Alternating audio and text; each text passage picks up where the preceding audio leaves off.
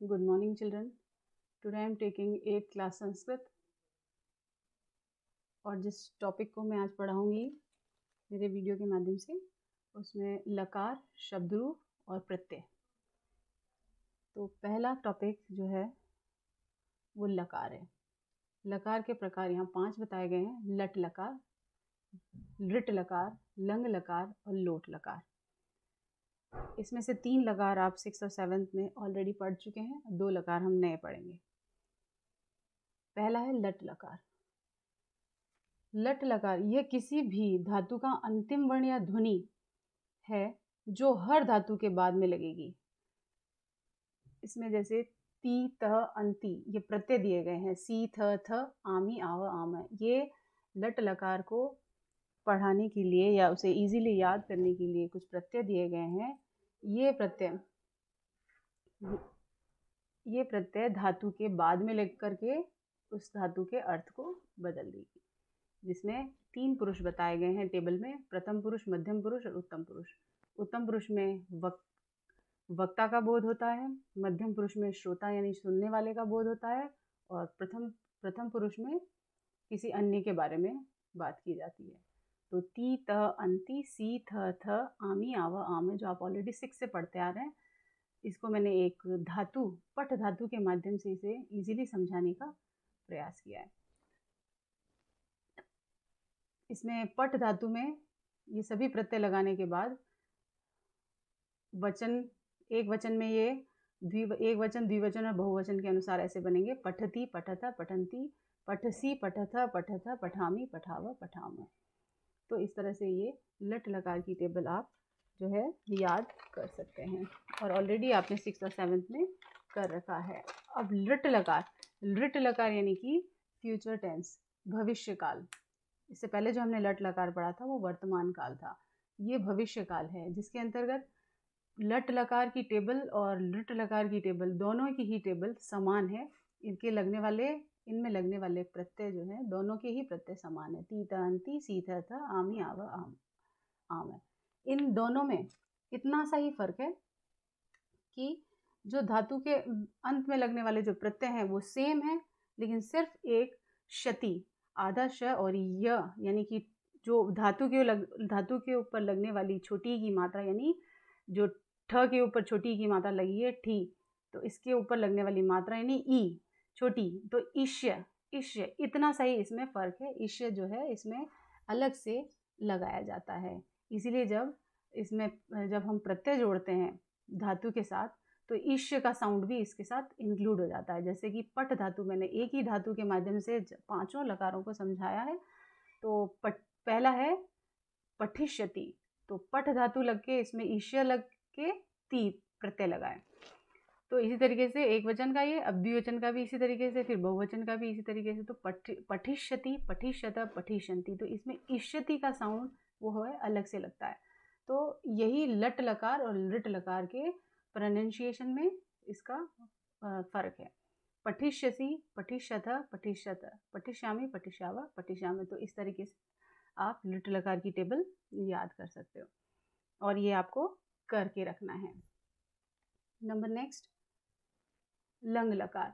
Lung लकार को याद रखने का और समझने का सबसे आसान तरीका है, सबसे आसान जो है बात इसमें वो है अ, क्योंकि वो अन्य किसी लकार में नहीं होती। लंग लकार में धातु से पहले अ लगा हुआ होता है, यही इसकी सबसे बड़ी पहचान होती है। और इसमें लगने वाले प्रत्यय जो है वो है अकॉर्डिंग टू एक वचन, द्विवचन, बहुवचन। मैं आपको पढ़ के सुनाती हूँ और आप इसके अपनी अपनी कॉपी में नोट डाउन भी करते जाना अकॉर्डिंग टू लकार। तो इसके हैं प्रत्यय त, ताम, न, और विसर्ग लगा है, फिर तम, त, यानी कि ये धातु के बाद विसर्ग लगेगा, और फिर तम, त, और उत्तम पुरुष के अकॉर्डिंग म, आव, आम। इस तरीके से ये इसकी टेबल है जिसे आपको लर्न करना है। फिर इसे मैंने पठ धातु यानी कि एक ही धातु लिया है सभी 5 लकारों के अंतर्गत। अब इसे पठ धातु के साथ जोड़ने पर इसे कैसे बनेगी: अ प्लस पठ प्लस त, यानी कि अपठ त, यानी अपठत। फिर अ लगा के पठ धातु के साथ इसको प्रत्यय के साथ जोड़ा है तो अपठताम। फिर सेम अपठन, अपठह, वो विसर्ग लगा है तो अपठ ह को विसर्ग को हम ह के रूप में पढ़ते हैं। अपठ, अपठत, सॉरी, अपठः, अपठतम, अपठत।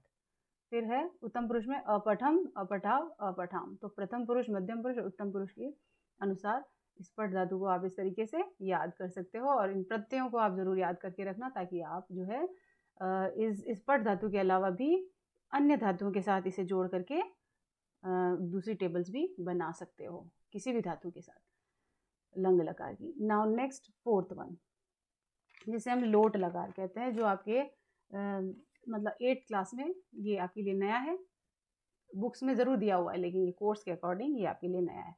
लोट लकार जो है, इसमें आज्ञार्थक, आज्ञावाचक शब्द इंक्लूड किए जाते हैं। आदेश देने या आज्ञा देने के लिए इसे प्रयोग में लाया जाता है। लोट लकार को आज्ञा देने या आदेश देने के लिए इस लकार का प्रयोग किया जाता है।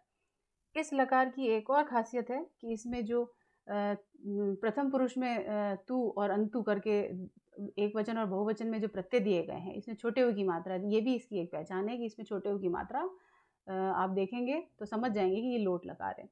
इसके प्रत्यय देख लीजिए, तू, ताम, अंतु, अ, तम, त, आनी, आव, आम। ये लोट लकार के प्रत्यय हैं। इन प्रत्ययों को जोड़कर, मतलब इन प्रत्ययों को किसी भी धातु के साथ जोड़ करके आप इसकी टेबल को बना सकते हैं और याद कर सकते हैं। अब मैंने पठ धातु के साथ इसको जोड़ करके बनाया है। पठतु, पठताम, पठन्तु, पठ, पठतम, पठत, पठानी, पठाव, पठाम। तो इस तरीके से ये लोट लकार की टेबल है, जिसे आपको अच्छे से याद कर लेना है। और नेक्स्ट जो है लास्ट, विधिलिंग लकार। विधिलिंग लकार में, विधिलिंग लकार को हम चाहिए के अर्थ में प्रयुक्त करते हैं। यानी कि चाहिए के अर्थ में, यानी कि किसी भी चीज़ की रिक्वायरमेंट या चाहिए के अर्थ में इसका प्रयोग किया जाता है। अब विधिलिंग में विधिलिंग की पहचान क्या है? ये ए का, इसमें ए की मात्रा को लगाते हैं। जैसे कि आप देख रहे हो ए प्लस त, यानी कि यहाँ ए का मतलब है यहाँ सिंगल मात्रा, तो एत, ठीक है, एक एत बन जाएगा। तो इसका मतलब है कि वो धातु के ऊपर ये ए जो है मात्रा के रूप में चला जाएगा और पीछे उसके त आ जाएगा, एत। जैसे कि यहाँ पर दिखा हुआ है, एक पठ धातु को फिर से मैंने यहाँ पर रिपीट किया। और पठेत, ठ के ऊपर ए की मात्रा, यानी कि ये वाली जो मात्रा है वो यहाँ ठ के ऊपर आ गई है और त वैसा का वैसा नीचे आ गया है। इसी तरीके से ए प्लस ताम, आपको ये प्लस वाली टेबल याद करने की जरूरत नहीं है, आप सिर्फ इतना याद करेंगे, एत, एताम, एयूह, एह, एतम, एत। फिर उत्तम पुरुष में एयम, एव, एम। तो इस तरीके से आप ये टेबल याद करेंगे। अगर आप चाहो तो प्लस में भी आपकी स्वेच्छा पर निर्भर करता है कि आप कैसे याद करेंगे। लेकिन ये जो प्रत्यय हैं, एत, एताम, एयूह, एह, एतम, एत, एयम, एव, एम, ये प्रत्यय आपको याद करने हैं विधिलिंग के। और इसकी टेबल कैसे निर्मित होगी? पठेत, अब ठ के ऊपर ए की मात्रा, ये ए है, ये ए है, तो ए की मात्रा यहाँ आ गई और त है, उस जो एज इट इज त आ गया। उसी तरह से एताम, एताम में पठ धातु के ऊपर ए की मात्रा आ गई और ताम आ गया। उसी तरह से एयू में ठ के ऊपर ए की मात्रा है, ये एयू, तो ए इसकी मात्रा ठ के ऊपर आ गई है और यू एज इट इज आ गया विसर्ग के साथ। वैसे ही पठे में ए की मात्रा और विसर्ग के साथ। पठेतम एज इट इज ए के साथ, ए की मात्रा, पठ धातु के साथ ए की मात्रा और तम प्रत्यय। फिर एत पठेत, ठ के ऊपर ए की मात्रा के साथ त। वैसे ही उत्तम पुरुष पठेयम, पठेव, पठेम। तो मेरे ख्याल से आप लोगों को समझ में आ गया होगा और अब आप इसके लिए घर पे प्रैक्टिस करना। अब मैं जो दूसरा टॉपिक लेने जा रही हूँ वो है शब्द रूप। शब्द रूप जो है, आपने अपनी 6th और 7th की बुक्स में पीछे देखे होंगे, बुक के पीछे, उसमें आपने पढ़ा होगा। अब शब्द रूप में जो है वो अलग अलग तरह के कई सारे शब्द रूप दे रखे हैं। अब उसमें अलग अलग टाइप के हैं, जैसे कि फर्स्ट अकारांत। अब अकारांत शब्द रूप क्या होते हैं? अकारांत शब्द रूप वे होते हैं जिन अ लगा हुआ होता है, यानी कि अ दिखता नहीं है, उसका साउंड रहता है। साउंड कैसे?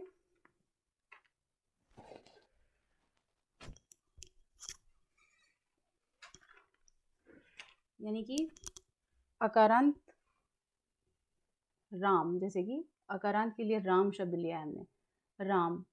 अब म में अ का साउंड छुपा हुआ है, यानी कि म जो है अ को प्लस करने पर बना है, इसीलिए ये अकारांत है। और राम शब्द जो है पुल्लिंग है। तो अकारांत शब्दों में दो तरह के शब्द आते हैं, एक तो पुल्लिंग और दूसरा होता है नपुंसकलिंग।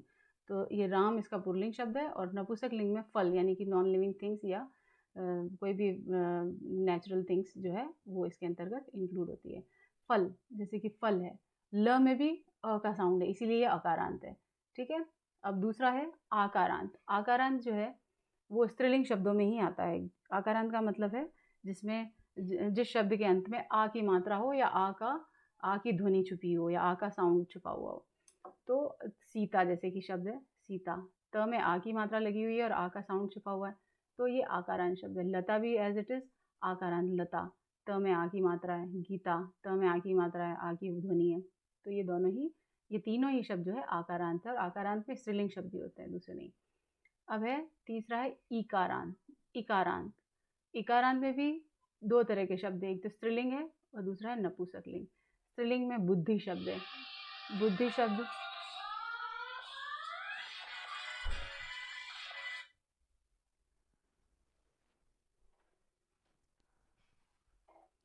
इकारांत में स्त्रीलिंग बुद्धि शब्द, नपुंसकलिंग में वारी, यानी कि स्त्रीलिंग बुद्धि को स्त्रीलिंग में बताया जाता है, तो ये स्त्रीलिंग शब्द है। और नपुंसकलिंग में वारी यानी कि जल, तो इसे नपुंसकलिंग में इकारांत के अंतर्गत लिया जाता है। अब है बड़ी ई की मात्रा के शब्द जो होते हैं वो इकारांत के अंतर्गत आते हैं। इसमें भी स्त्रीलिंग शब्द ही होते हैं, जैसे कि नदी, ड में बड़ी ई की मात्रा लगी है, तो ये हो गया इकारांत शब्द, यानी कि नदी शब्द इकारांत के अंदर आता है, यानी कि इसमें बड़ी ई की मात्रा है। और इकारांत में छोटी ई की मात्रा है, जैसे कि बुद्धि और वारी दोनों में ही छोटी की मात्रा लगी हुई है। अब है नेक्स्ट 5th नंबर उकारांत। उकारांत में आपको पता ही है कि उकारांत में ऊ की मात्रा यानी कि छोटे ऊ की मात्रा जहाँ पर शब्द के अंत में लगती है वो शब्द उकारांत होते हैं। और ये इसमें पुल्लिंग शब्द ही इंक्लूड है, तो इसमें साधु शब्द हमने लिया है। तो नेक्स्ट रीकारांत। रीकारांत क्या होता है? जिस शब्द के अंत में री की मात्रा पता है आपको, इस तरह से लगती है ये वाली, जैसे कि त के नीचे लगी हुई है, और इधर मात्र में भी त के नीचे लगी हुई है, तो ये री की मात्रा है। अब पुल्लिंग में पितृ शब्द को लेंगे और शब्द रूप को लेंगे, और स्त्रीलिंग में मातृ शब्द रूप को लेंगे। तो इस तरीके से ये सभी शब्द रूप जो है आपने पहले भी पढ़े होंगे, मैं इन्हें रिवाइज कर रही हूँ। और नेक्स्ट मैं अब आपको 3 टेबल के माध्यम से किस तरीके से जो ये शब्द रूप जो है आसानी से समझे जा सकते हैं। लेकिन उससे पहले मैं आपको बता दूं कि इसके लिए आपको विभक्तियों का पढ़ना बड़ा ज़रूरी है। तो इसके लिए मैंने नेक्स्ट टेबल आपके लिए तैयार की है, कारक विभक्तियाँ। कारक आपने हिंदी में भी पढ़ी हैं, संस्कृत में भी कारक होते हैं, जो दोनों ही सब्जेक्ट में ये दोनों सेम है। तो इसमें विभक्तियाँ देखो 8 विभक्तियाँ दे रखी है, प्रथमा, द्वितीय, तृतीय, चतुर्थी, पंचमी, षष्ठी, सप्तमी और संबोधन। संबोधन 8वां। ठीक है। अब इसके कारक आपको पता है कि कारक जो है वो 8 प्रकार के होते हैं, कर्ता, कर्म, कर्ण, संप्रदान, अपादान, संबंध, अधिकरण और संबोधन। अब इनकी विभक्तियां हैं जो शब्द रूप में बड़ी इंपॉर्टेंट होती हैं। कारक की विभक्तियां, जैसे कि कर्ता ने, कर्ता ने शब्द की विभक्ति जो है, कर्ता कारक की जो विभक्ति है वो ने है। जैसे कि इसको एक एग्जाम्पल के थ्रू समझे, जैसे कि माँ ने खाना बनाया, तो किसने बनाया? जो कार्य को कर रहा है माँ, वो कर्ता कारक, जो ने विभक्ति कर्ता ने, यानी कि ये कर्ता कारक हुआ। अब है दूसरा कर्म कारक। कर्म यानी कर्म कारक की विभक्ति है को। राम ने पुस्तक को पढ़ा, राम ने किसको पढ़ा? ऑब्जेक्ट क्या था? पुस्तक। पुस्तक को, कर्म का मतलब ऑब्जेक्ट भी होता है, और कर्ता मतलब सब्जेक्ट। तो इसी तरीके से कर्म यानी कि राम ने पुस्तक को पढ़ा, तो किसको पढ़ा? पुस्तक को, तो ये कर्म कारक। और तीसरा नंबर पर जो है वो करण कारक है, इसकी विभक्ति से। इन सारी विभक्तियों के अंतर्गत, कारक की सारी विभक्तियों के अंतर्गत से 2 जगह पर आती है, करण में और एक अपादान में। तो करण कारक जो है वो से विभक्ति, उसका अलग अर्थ है, और अपादान कारक का अलग अर्थ है। करण कारक का यहाँ पर से जो है के द्वारा के अर्थ में प्रयोग किया जाता है।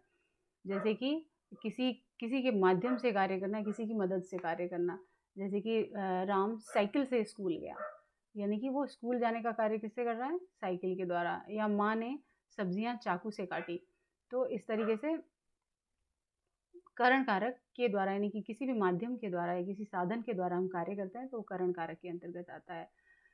नेक्स्ट है संप्रदान कारक। संप्रदान कारक की विभक्ति है के लिए। के लिए इसको एक सेंटेंस के माध्यम से समझो। पिताजी राधा के लिए मिठाई लाए, यानी कि किसी के लिए देने का भाव, किसी को कुछ देने का भाव जो रहता है तब संप्रदान कारक का प्रयोग किया जाता है। तो राधा के लिए मिठाई लेकर आए, या राधा के लिए कपड़े लाए, या राधा के लिए कोई भी सामान लाए, तो देने का भाव संप्रदान कारक के अंतर्गत आता है।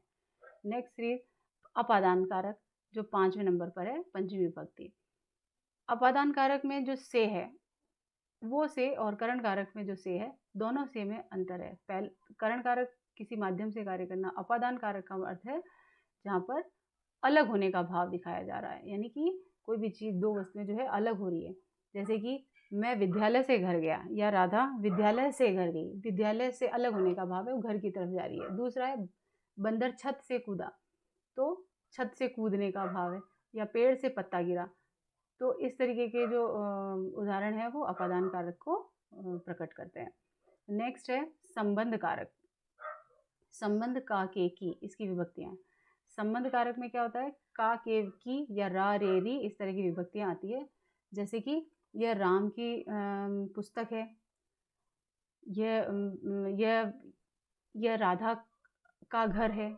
इस तरीके से जो का के किसी चीज़ का, आपस में किसी चीज़ से संबंध बताना संबंध कारक के अंतर्गत आता है, और इन्हीं विभक्तियों के माध्यम से उसे शो किया जाता है। नेक्स्ट है अधिकरण कारक। अधिकरण कारक में किसी भी चीज़ का आधार बताना कि वो किस जगह पर विद्यमान है।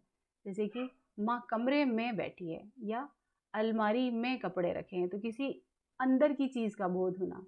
माँ कमरे में बैठी है, अंदर की साइड बैठी है। अलमारी के अंदर कपड़े रखे हैं या अलमारी में कपड़े रखे, तो वो में जो है इस बात का द्योतक है कि किसी चीज़ को अंदर रखा गया है, यानी कि किसी या तो कमरे में बैठी है, अंदर की चीज़ का बोध होना। अलमारी में, तो अलमारी का बोध होना, यानी कि अंदर रखे हुई चीज़ों का बोध होना। नेक्स्ट, इसमें दूसरी जो विभक्ति है वो है पर, यानी कि इसमें किसी चीज़ का आधार बताना या बाहर की चीज़ों के बारे में बताना। जैसे कि छत पर कपड़े सूख रहे हैं, तो पर भी किसी चीज़ का, बाहर की वस्तु के बारे में बताना, उसका आधार बताना। फिर है नेक्स्ट संबोधन कारक, जो सबसे लास्ट है, जिसमें 3 विभक्तियां बताई गई है, हे, अरे, हो। तो हे, इसमें संबोधन का मतलब है किसी को संबोधित करके पुकारना, संबोधित करना या किसी को पुकारना। और ये जो है भाव वो खुशी के भी हो सकते हैं और दुख के भी हो सकते हैं इन संबोधन कारक में। तो हे राम, वह गिर गया, इस तरीके से दुख प्रकट करना। अरे, तुमने गृह कार्य नहीं किया, तो इस तरह से आश्चर्य प्रकट करना। ओह, कितना सुंदर दृश्य है। तो इस तरीके से हम जो है अपने मन के भावों को इससे इन संबोधन के माध्यम से प्रकट कर सकते हैं। तो ये 8 विभक्तियां जो है शब्द रूप में अत्यंत उपयोगी है, जिसे आप पढ़ के याद कर लेना। नेक्स्ट, अब विभक्तियों को याद करने का सरल तरीका क्या है, क्योंकि आपने विभक्तियां तो पढ़ी है और काफ़ी सारे बच्चे पूछते रहते हैं कि ये विभक्तियों को हम बार बार जो है याद नहीं होती है हमें, जब एग्ज़ाम में लिखनी होती है तो हम बड़ी मुश्किल में पड़ जाते हैं। तो इसका सबसे आसान तरीका जो है वो ये है कि आप इन विभक्तियों को इनके कुछ प्रत्ययों के माध्यम से सीख सकते हैं। अब आप इसको ध्यान से सुनना। इसमें 8 विभक्तियां दे रखी हैं। पहला एक वचन, फिर द्विवचन और बहुवचन दे रखा है। अब मैंने जो विभक्तियों के प्रत्यय आपके लिए बनाए हैं, सरल तरीका, विभक्तियों को याद करने का सरल तरीका जो बनाया है वो एक वचन और बहुवचन के लिए है, द्विवचन के लिए नहीं है। क्यों? द्विवचन में जो है दो ये देखिए, प्रथमा और द्वितीय दोनों विभक्तियां सेम है।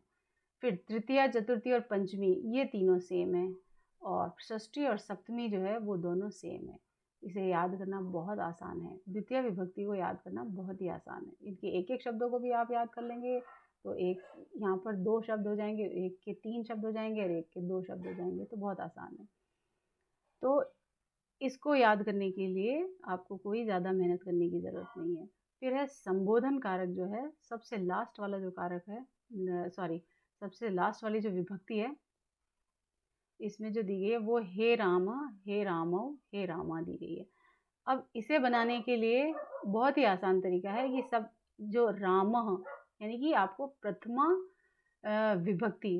विभक्ति के तीनों वचन एज इट इज संबोधन में उतार लेने हैं और आगे हे लगा देना है, दैट्स इट। अब आपको सिर्फ याद करना है।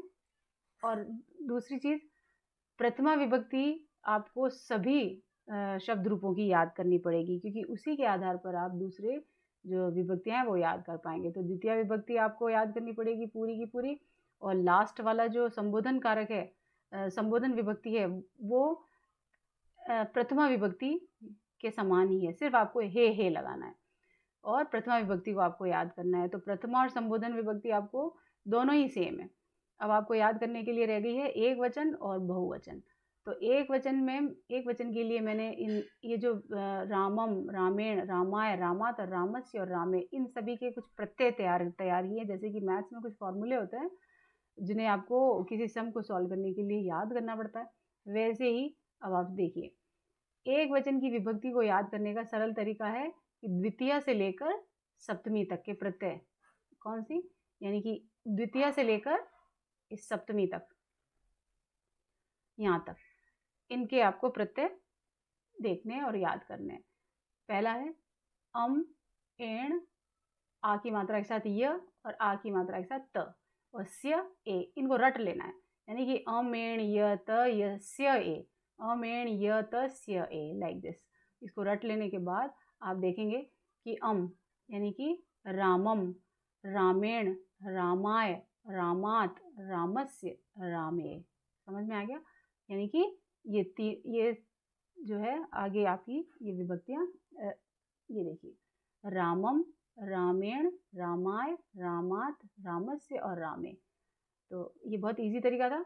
अब आप इसी तरीके से बहुवचन की द्वितीय से लेकर सप्तमी कैसे याद करेंगे, उसके रूल देख लें जो हमने आपके लिए तैयार किए हैं। बहुवचन की विभक्तियों को याद करने का सरल तरीका, द्वितीय से लेकर सप्तमी सेम, जैसे कि हमने एक वचन के लिए द्वितीय से सप्तमी तक तैयार किया प्रत्यय, वैसे ही द्वितीय से सप्तमी तक के प्रत्यय, जैसे आन, एम, एभ्यम, एभ्यम, आणम, एषु, आन, एम, एभ्यम, एभ्यम, आणम, एषु, इस तरह से इनको रट लें और इसके साथ जोड़ दें।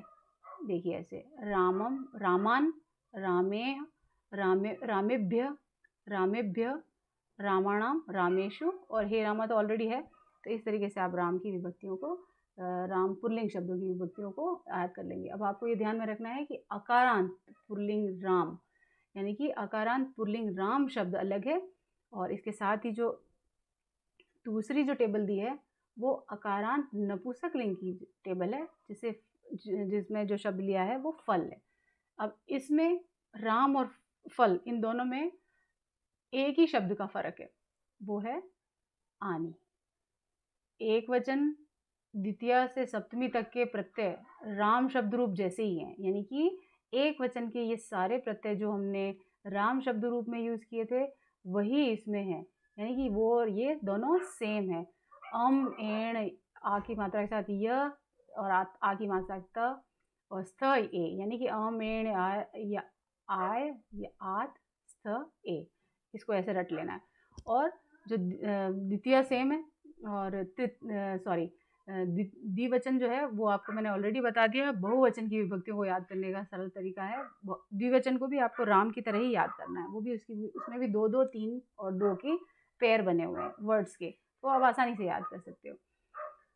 अब बहुवचन की विभक्तियों को याद करने का सरल तरीका है, द्वितीय से सप्तमी तक के जो प्रत्यय हैं उसमें राम में वो आन है और इसमें आनी, बाकी सब सेम है। इसमें केवल आन की जगह आनी आया है, बाकी सभी वही है, कोई फर्क नहीं है। ये देख लीजिए, बहुवचन का द्वितीय, देखो फल, यहाँ फलानी है और वहाँ क्या था, रामान, आन की जगह पे ये फलानी हुआ है, ये नपुंसकलिंग और वो पुल्लिंग, ठीक है, बस इसका ही फ़र्क है। तो आन और आनी, बाकी सारी विभक्तियाँ जो है सेम है। जैसे राम की थी वैसी ही इसकी थी, बस आन और आनी का फ़र्क है। और इसमें भी यही फ़ॉर्मूला लगेगा, यानी कि जो ये सूत्र बनाया है, जो याद करने का जो फ़ॉर्मूला बनाया है, इन दोनों फ़ॉर्मूलों को आप अच्छे से याद कर लोगे तो आपको याद करने में कोई परेशानी नहीं होगी। इसी प्रकार से अकारांत नपुंसक लिंग में जैसे कि वन शब्द अगर आता है तो इसमें भी वो विभक्तियाँ याद करने का यही एक आसान तरीका है। तो आप इसे अच्छे से याद कर लेना और अपनी कॉपी में ज़रूर उतार लेना। अब दूसरा जो मैंने लिया है आकारांत स्त्रीलिंग, जिसमें आपको पता है कि आ की मात्रा इंक्लूड होती है। रमा, जैसे कि रमा है, सीता है, गीता है, लाइक दिस।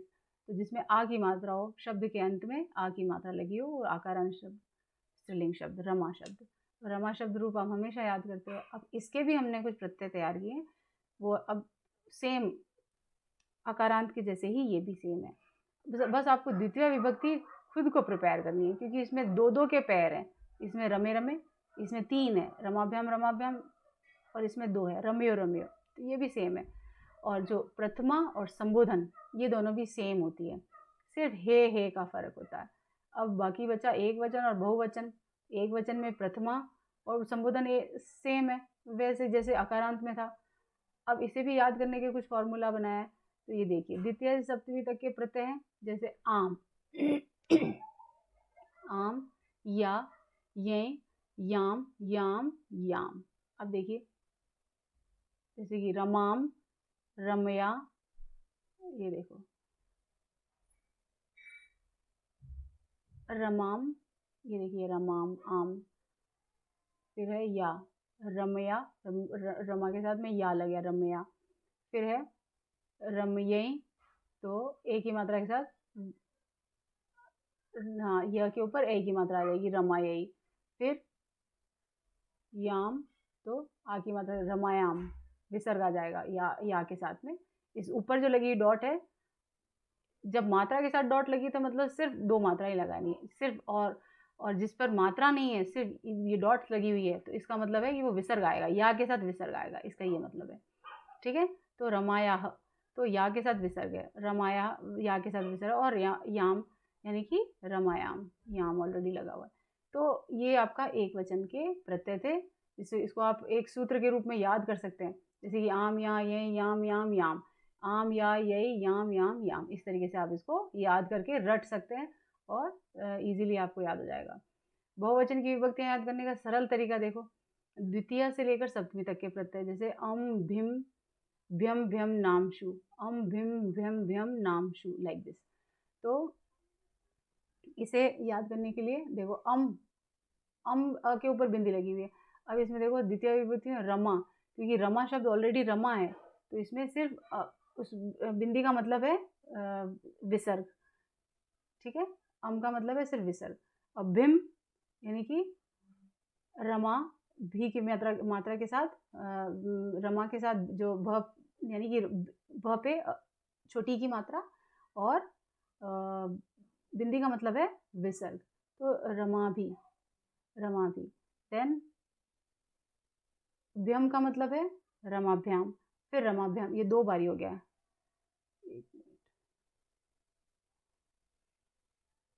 रमाभ्याम रमाभ्याम, उसके बाद है रमाणाम, यानी कि इसका है आणाम, तो रमाभ्याम, सॉरी रमाणाम, रमाभ्य, रमाभ्य दो बारी आया है। फिर है षष्ठी विभक्ति में रमाणाम, जो आपने पढ़ा था रमाणाम। फिर है एशु, तो रमासु, रमासु, ये इसमें स जो है उसमें चेंज हो सकता है। तो ये थी आपकी आकारांत स्त्रीलिंग रमा शब्द रूप के विभक्तियां। अब है तीसरा टॉपिक जो है वो प्रत्यय। आपने हिंदी में भी उपसर्ग और प्रत्यय पढ़े होंगे, लेकिन संस्कृत में जो है हिंदी के अनुसार ही सेम ही प्रत्यय होते हैं, यानी कि उनकी डेफिनेशन सेम ही होती है। धातु के बाद में लगकर उनके अर्थ में जो परिवर्तन करने वाले शब्द होते हैं वो प्रत्यय कहलाते हैं। यानी कि जब धातु मतलब क्रिया, कोई भी शब्द क्रिया, तो उस शब्द के बाद में जो लगता है उस, और पूरे शब्द के अर्थ में ही परिवर्तन कर देता है, उसको हम प्रत्यय कहते हैं। यानी धातु के बाद में लगकर उसके अर्थ में ही परिवर्तन करने वाले शब्दों को, यानी उसके अर्थ को ही पूरा बदल देते हैं, उन्हें प्रत्यय कहते हैं। जैसे कि यहाँ पर काफ़ी सारे एग्जाम्पल दे रखे हैं, धाव प्लस कतवा। ये तो मैंने वैसे कतवा के एग्जाम्पल है, लेकिन इसी तरीके के एग्जाम्पल प्रत्यय के होते हैं। यानी कि धाव, जैसे कि धाव शब्द है तो धाव मतलब दौड़ना, लेकिन अगर उसमें साथ कोई प्रत्यय जुड़ गया है, जैसे कि कतवा प्रत्यय हमने उसके साथ जोड़ दिया है, तो धाव का मतलब दौड़ना, कतवा जोड़ने के बाद उसका मतलब हो गया दौड़ करके। तो इस तरीके से उसके अर्थ में बदलाव ला देता है, परिवर्तन ला देता है। अब हम यहाँ पर 3 तरह के प्रत्ययों के बारे में बात करेंगे, जिसमें पहला है कतवा प्रत्यय, जो आपने ऑलरेडी 7th में पढ़ा होगा। तो इसका पहला, इसके कुछ नियम दे रखे हैं। इसका पहला नियम है, इसका प्रयोग जो है कर या करके के अर्थ में होता है। ये इसी अर्थ में प्रयुक्त होता है। धातु के साथ जुड़ने पर कतवा का त्वा ही बचता है। यानी कि जब इसमें यहाँ पर देखिए एग्जाम्पल में कतवा में क्या होता है, जब हम धातु के बाद में इसको लगाते हैं प्लस करके, तो फिर जब हम इसको शब्द के रूप में लिखते हैं तो सिर्फ ये त्वा बचता है, क ये वाला आधा क जो है यहाँ से रिमूव हो जाता है, हट जाता है। तो फर्स्ट रूल में क्या है, एक तो ये कर या करके के अर्थ में प्रयुक्त होता है। दूसरी बात यह है कि इसमें इसके जब ये धातु के साथ जुड़ जाता है तब कतवा का सिर्फ त्वा बचता है, क हट जाता है। ठीक है। अब इसका सेकंड रूल है, वो है इस प्रत्यय का प्रयोग करते समय धातु के अंतिम वर्ण में ई का प्रयोग तब होता है जब अंतिम वर्ण में स्वर की मात्रा नहीं होती। अब देखिए एक और एग्जाम्पल मैं बताऊँ, धाव या चल, कोई सा भी एग्जाम्पल ले लो। तो जैसे कि हमने चल एग्जाम्पल लिया। अब अकॉर्डिंग टू दिस रूल, इस प्रत्यय का प्रयोग करते समय धातु के अंतिम वर्ण में ई का प्रयोग तब होता है। यानी कि ई का प्रयोग मतलब ई की मात्रा, ये चलित्वा में जो ई की मात्रा लगी है ना, इसकी बात हो रही है। ई का प्रयोग का मतलब है ई की मात्रा। ई की मात्रा का प्रयोग तब होता है जब अंतिम वर्ण में स्वर की मात्रा नहीं होती। यानी कि इस शब्द के अंतिम वर्ण कौन सा है, ल, इसमें कोई स्वर की मात्रा नहीं होती। अब इसमें आपको स्वर दिख रहा है, नहीं दिख रहा ना? क्यों? क्योंकि हलंत लगा हुआ है। हलंत का मतलब है कि ये लेटर जो है वो हाफ है, यानी कि ल जो है अ के साथ जुड़ा हुआ नहीं है, यानी कि इसमें अ लगा हुआ ही नहीं है, यानी कि कोई अ स्वर, यानी कि इसमें कोई स्वर भी नहीं है, स्वर की कोई मात्रा भी नहीं है। तो इसीलिए हमें इस ल के ऊपर छोटी ई की मात्रा लगानी पड़ेगी अकॉर्डिंग टू दिस रूल, कि इस प्रत्यय का प्रयोग करते समय धातु के अंतिम वर्ण में ई का प्रयोग तब होता है जब इस अंतिम वर्ण में, यानी कि जो धातु का अंतिम वर्ण है उसमें स्वर नहीं लगा हो, तब हम इसमें ये छोटी की मात्रा लगा देंगे। तो ये आधा क हट जाएगा और ल के ऊपर छोटी की मात्रा आ जाएगी। तो चली, क को हटा दो, आधा त और वा दोनों लगा दो, तो ये हो गया चलित्वा। अंडरस्टैंड? मेरे हिसाब से ये रूल आपको समझ में आ गया होगा। बहुत ही सिंपल है, बहुत ही आसान है इसको कतवा मतलब धातु के साथ कतवा लगा करके इसको शब्द बनाना। अब है नेक्स्ट रूल। देखिए तीसरा रूल क्या कह रहा है यदि धातु का अंतिम वर्ण, ये धातु है, इसका अंतिम वर्ण या तो म है या फिर न है, दोनों में से कोई भी हो। तो यहाँ पर म है, नम धातु ले लो, नम धातु में न म लगा हुआ है। तो फिर से पढ़ो, यदि धातु का अंतिम वर्ण म या न है, न हो तो इसका लोप हो जाता है। लोप हो जाता मतलब ये हट जाते हैं, ये म और न दोनों ही हट जाते हैं, गायब हो जाते हैं, इनको हटाना पड़ता है। और शेष वर्ण में ई का प्रयोग नहीं होता। और जो बाकी बचा वर्ण है कौन सा, न, अगर म हटा देंगे, न या म में से कोई सा भी। अब आप सोचेंगे ये न यहाँ पर भी तो आया, नहीं, ये वाला नहीं, यानी कि धातु का लास्ट वर्ण, अंतिम वर्ण की बात हो रही है यहाँ पर। धातु के अंतिम वर्ण की बात हो रही है, यानी कि धातु का अंतिम वर्ण है म, तो उसमें यानी कि उसका लोप हो जाता है और इस शेष वर्ण में ई का प्रयोग नहीं होता है।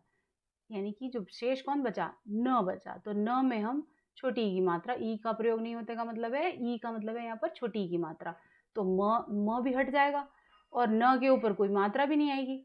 तो क्या हो जाएगा, क, तो आपको पता ही है ऑलरेडी फर्स्ट रूल के अकॉर्डिंग कि आधा का हट नहीं है, तो न और आधा त और वा, नतवा। Maybe you got understand, ठीक है। नेक्स्ट है, वैसे ही ये भी है गम, म में ये देखिए यहाँ पर म और न में से कोई सा भी सॉरी ये वाला थर्ड रूल, म और न में से कोई सा भी जो वर्ण है वो उसका लोप हो जाता है, यानी म हट जाएगा और ग के ऊपर भी कोई मात्रा नहीं आएगी, क ऑलरेडी हटना ही है according to this rule, first वाला रूल। तो गम प्लस कत्वा यानी कि गत्वा, म और आधा का हट गए अकॉर्डिंग टू दिस रूल, इस रूल के अनुसार। अब इसका लास्ट रूल जो मैंने लिखा है वो है जो इसके ऊपर अप्लाई होता है, भ्रमितवा के ऊपर। अब इसको आप ध्यान से सुनिए, समझिए। यदि धातु का अंतिम वर्ण म न समान वर्ग से हो तो, अब इसमें जो धातु का अंतिम, धातु का मतलब है यहाँ पर क्रिया, ये जो धातु हैं ये सब धातु हैं, धाव, चल, नम, गम, ब्रह्म, ये सभी धातु हैं यानी कि क्रिया शब्द है। अब इस क्रिया शब्द का जो अंतिम वर्ण है म या न, इन दोनों में से कोई सा भी हो, तो यहाँ पर म है।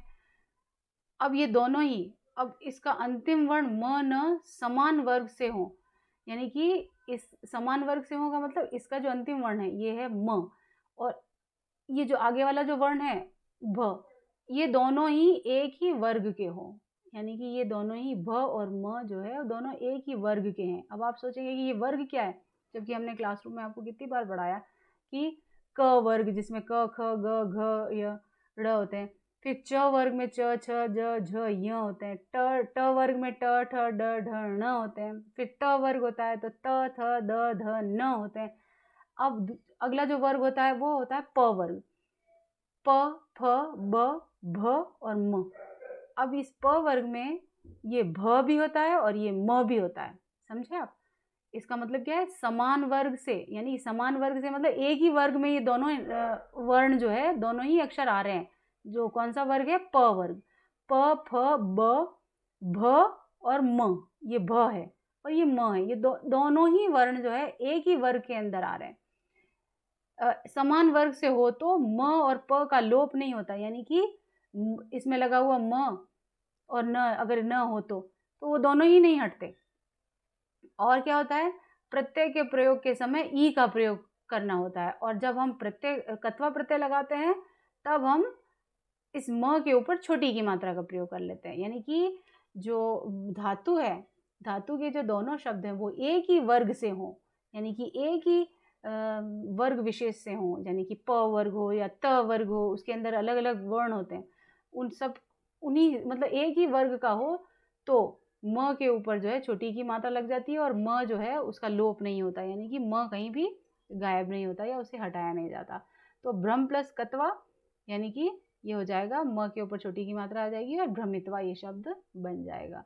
तो मेरे ख्याल से कत्वा जो है, इन कत्वा प्रत्यय के इन थोड़े से जो मैंने रूल्स लिखे हैं, 4 रूल जो लिखे हैं उसके अकॉर्डिंग शायद आपको समझ में आ गया हो, शायद नहीं, मेरे ख्याल से कन्फर्मली ये समझ में आ जाना चाहिए, और इसे आप नोट डाउन ज़रूर करते जाना और अपनी छुट्टी में बैठकर याद करते जाओ। नेक्स्ट है कत्वा के साथ दूसरा प्रत्यय मैंने लिया है तुमुन प्रत्यय।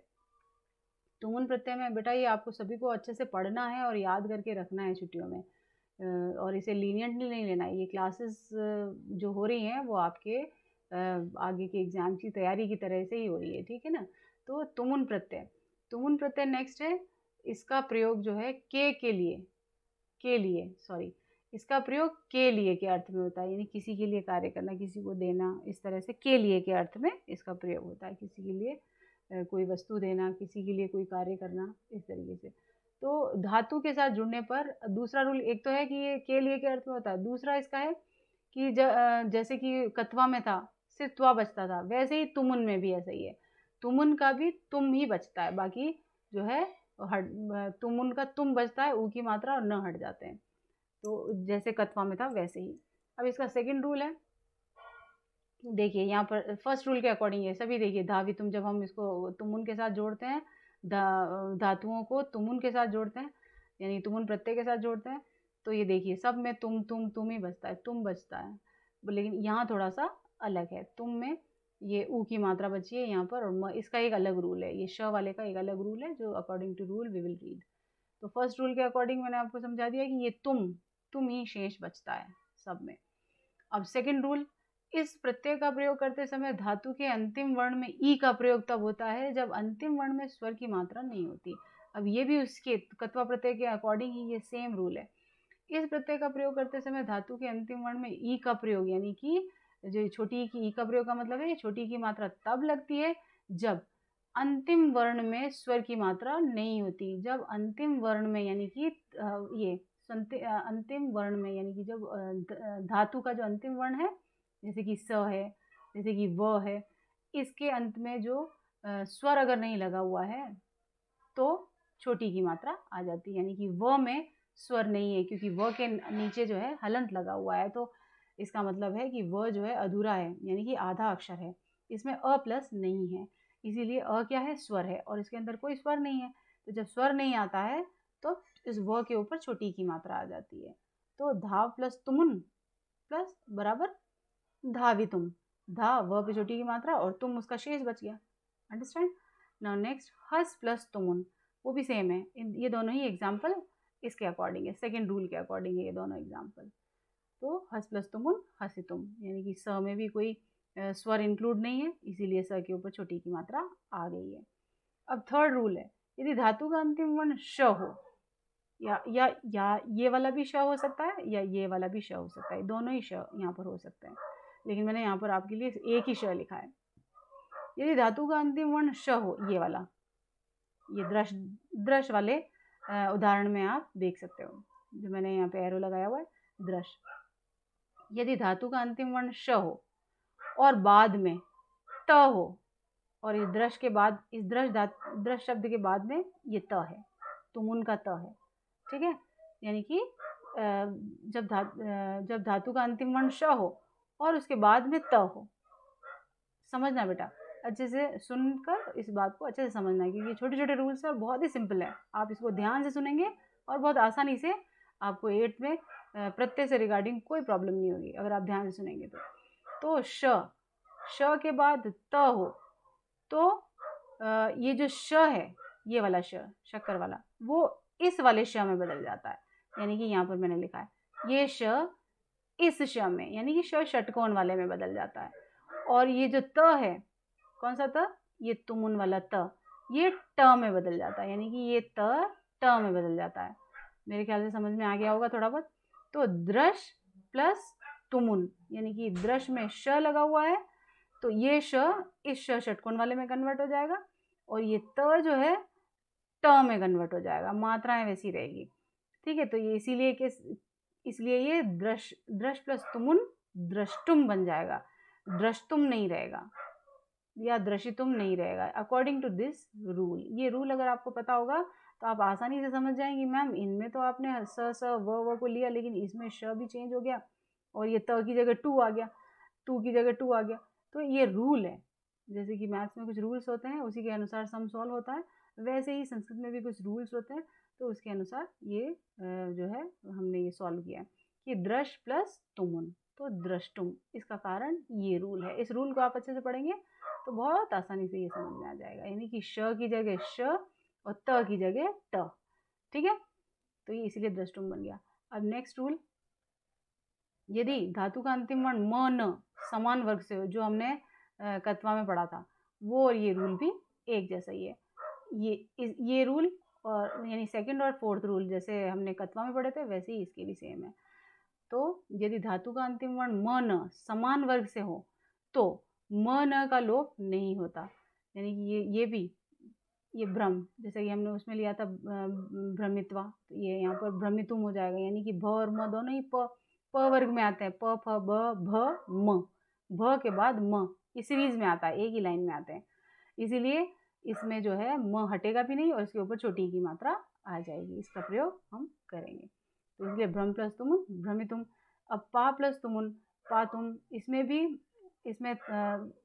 इसमें तो कोई दिक्कत ही नहीं है, पा ऑलरेडी आ गया, तुमुन का जो तुम शेष बचता है, यानी कि पा प्लस तुमुन पातुम। तो इस तरीके से ये आपका तुमुन प्रत्यय आपको समझ में आ गया होगा, बहुत ही सिंपल है। और इसके लिए ये सारे रूल्स आप याद करके रखना और अपनी कॉपी में लिख के रखना, यही आपके होमवर्क भी है कि आप इन सभी रूल्स को, सारे जितने भी रूल्स इसमें बताए हैं मैंने, उन सभी को आपको याद करके रखना है। और अपनी पुरानी बुक्स 7th की या 6th की उसमें भी प्रत्यय दे रखे हैं, उसके उन्हीं के अनुसार उनको आपको करके देखना है। ठीक है। अब मैंने जो तीसरा प्रत्यय लिया है वो है ल्यप प्रत्यय। इसमें सिर्फ 2 ही रूल है जो आपके लिए बहुत ही सिंपल है, बहुत आसान है, बहुत अच्छे से याद हो जाएंगे। ल्यप प्रत्यय में धातु से पहले उपसर्ग का प्रयोग होना आवश्यक है। अब आपने ये लृप प्रत्यय देखें, ये लृप प्रत्यय के इतने सारे उदाहरण दिए मैंने, और इसको उपसर्ग, धातु, प्रत्यय और शब्द, इन 4 भागों में डिवाइड कर दिया है। तो जब लप प्रत्यय में धातु से पहले उपसर्ग का प्रयोग होना आवश्यक है, यानी कि जब लप प्रत्यय आता है तो उसमें लप प्रत्यय का जो शब्द आता है उसमें पहले उपसर्ग का होना आवश्यक है, जैसे कि प्र, वी, परी, आ, प्रा, वी, उ, उत। तो इस तरीके से ये देखिए, इसको अलग से मैंने यहाँ पर एक कॉलम बना के सारे उपसर्ग लिखे, इन सारे शब्दों के सारे उपसर्ग यहाँ इस कॉलम के थ्रू मैंने आपको शो किए, तो इन्हें अच्छे से देखो। तो दूसरा रूल है, ल्यप प्रत्यय का प्रयोग करते समय ल्यप का य शेष रहता है। अब आप देखना इन सभी शब्दों के अंत में य लगा हुआ है, ये सारे शब्दों के अंत में। एक और बहुत ही आसान इसकी पहचान है कि लप प्रत्यय में य लगा हुआ होता है शब्द के अंत में। ये इसकी बहुत ही सिंपल और आसान पहचान है। और दूसरी इसकी सिंपल और आसान पहचान क्या है कि आगे जो है उपसर्ग लगा हुआ रहता है। तो इसके द्वारा हम इस ल्यप प्रत्यय की पहचान कर सकते हैं। जैसे कि प्रहस्य एक शब्द है, इसको अगर हमने उपसर्ग, इसमें उपसर्ग है प्र, इसमें धातु कौन सी लगी है, हस, और प्रत्यय है ल्यप, तो ये हो गया प्रहस्य। ये ल्यप की जगह पे य आ जाता है, समझे। तो इस तरह से ल्यप का कौन सा य इसमें शेष बचता है, ये जो बीच में जो य है वही बचता है, बाकी इधर उधर के आधा ल और प हट जाते हैं, लोप हो जाता है उनका। फिर है सेकंड एग्जाम्पल, वी प्लस हस, तो विहस्य बनेगा। वी इसका उपसर्ग है, हस इसकी धातु है, ल्यप इसमें प्रत्यय लगा है, तो ये विहस्य हो जाएगा। फिर है परी, उपसर्ग है, धातु त्यज है, और ल्यप इसमें प्रत्यय लगा है, तो परित्यज। तो इस तरीके से ये सारे उदाहरण हैं। फिर चौथा उदाहरण है आ, इसमें उपसर्ग लगा है, दा धातु लगा है, और इसमें ल्यप प्रत्यय है, तो ये हो जाएगा आ दा, और इस शब्द के अंत में जो य है वो य ऑलरेडी, मतलब प्रत्यय में जो य है वो इसमें इंक्लूड हो जाएगा, तो आदाय हो जाएगा। प्र फिर है प्राप्य, इसमें प्राप्य में प्र उपसर्ग है, आप इसमें देखिए आप कैसे बना, ये प्र में आ की जो मात्रा है ना वो आप हो गई, आ की मात्रा हो गई, और प, तो ये इसलिए आप इसमें आप इसमें धातु बन गया, और ल्यप इसमें प्रत्यय लग गया, तो यह आ जाएगा, तो ये हो जाएगा प्राप्य, प्रा आधा प और य, प्राप्य। फिर है विज्ञाय, विज्ञाय में वी उपसर्ग है, ज्ञा धातु है, और ल्यप प्रत्यय का य है, तो विज्ञाय बन जाएगा। फिर उत, इसमें उपसर्ग है, उत्थाय में उत उपसर्ग है, और धातु स्था है, और ल्यप प्रत्यय लगा है, और उत्थाय बन गया। तो इस तरीके से बेटा आपको ये सारे जो तीनों ही प्रत्यय आपके क्लास में, मतलब इस 8th क्लास के अकॉर्डिंग ये तीनों प्रत्यय आपको अच्छे से तैयार करने हैं, और जितना भी मैंने इस वीडियो के थ्रू पढ़ाया है वो आपको रिवाइज करना है, इन्हें कॉपी में लिखना है, और इनको एग्जाम्पल्स के थ्रू करके देखना है। और अगले वीडियो में जब मैं आपको जो भी चीज़ें पढ़ाऊँगी उसके लिए आप ऑलरेडी कॉपी और पेन तैयार लेकर के तैयार रहना, और उसमें मैं आपको नेक्स्ट चैप्टर के लिए जो है हिंदी अनुवाद और उससे रिगार्डिंग सभी एक्सरसाइजेस भी करवाऊँगी, तो आप उसके लिए तैयार रहना, और ऑल द बेस्ट। और आप इस कोरोना के इस काल में आप अपने आप को सेफ रखें, और गॉड ब्लेस यू ऑल। कोई घर से बाहर ना निकले, and all the best children, take care, thank you.